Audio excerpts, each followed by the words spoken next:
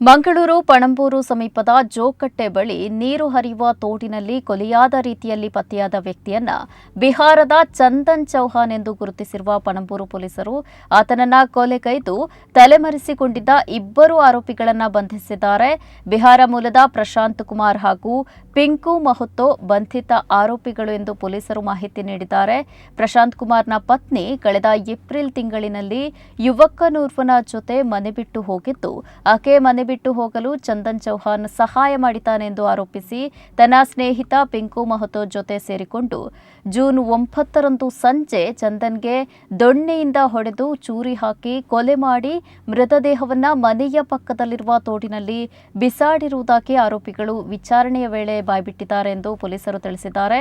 ಮಂಗಳೂರು ಉತ್ತರ ವಿಭಾಗದ ಸಹಾಯಕ ಪೊಲೀಸ್ ಆಯುಕ್ತರಾದ ಶ್ರೀಕಾಂತ್ ಕೆ ಅವರ ಮಾರ್ಗದರ್ಶನದಲ್ಲಿ ಪಣಂಬೂರು ಪೊಲೀಸ್ ಠಾಣೆಯ ಪೊಲೀಸ್ ಇನ್ಸ್ಪೆಕ್ಟರ್ ಸಲೀಂ ಅಬ್ಬಾಸ್ ಅವರು ಈ ಪ್ರಕರಣವನ್ನು ಅತಿ ಶೀಘ್ರದಲ್ಲಿ ಭೇದಿಸುವಲ್ಲಿ ಯಶಸ್ವಿಯಾಗಿದ್ದಾರೆ.